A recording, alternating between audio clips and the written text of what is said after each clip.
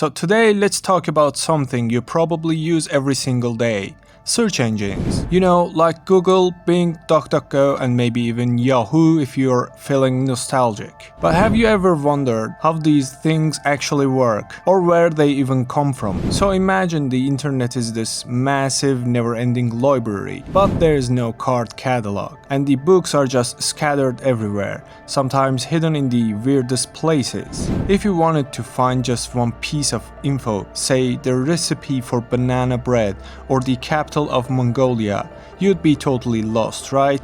That's exactly the problem search engines solve. They are like super-powered librarians, except way faster, and maybe a bit less cranky. But let's rewind a bit. The first days of the web, not so easy. Back in the early 1990s, the internet was this wild, unorganized frontier. You basically had to know the exact websites you wanted to visit. No Google to hold your hand. That's when the first search engines started to appear. The earliest one was called Archie. Yeah, like the comic book dude. But what the Archie did was pretty basic. It just indexed file names stored on public FTP servers. Not exactly what we think of as a search engine today, but it was the start. Pretty soon others showed up. There was Veronica and Jughead, again with the comic book names. They searched text files, but things really kicked off in the mid-90s when sites like AltaVista, Lycus and Yahoo came around. Yahoo actually started as a human-curated directory, so real people organized the web by hand. Imagine doing that today. Yeah, not happening.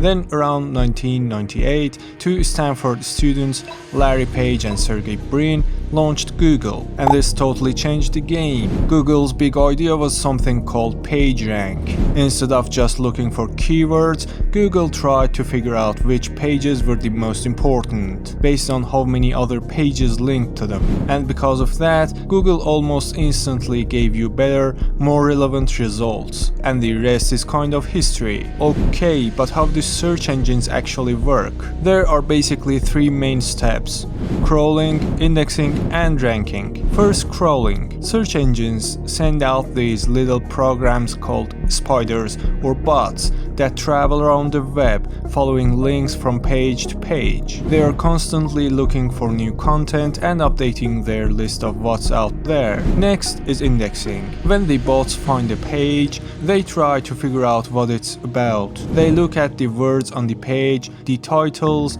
the headings, and even things like image descriptions. All of this gets stored in a massive database. Think of it like a giant, super organized filing cabinet. And finally, ranking. When you type something into a search engine, it tries to figure out which pages in that giant database are most likely to answer your question. This is where all the secret sauce come in. Algorithms that look at hundreds of factors, keywords, links, site speed, mobile friendliness, and even whether the information seems trustworthy. Over the years, search engines have gotten way smarter. They can actually understand what you mean, not just what you type. So if you search for best pizza near me, they know you want a pizza place close to your location, not just a random pizza recipe from 2007. And it's all super fast, like blink and you miss it fast. Billions of web pages sorted in a fraction of a second. Pretty wild, right?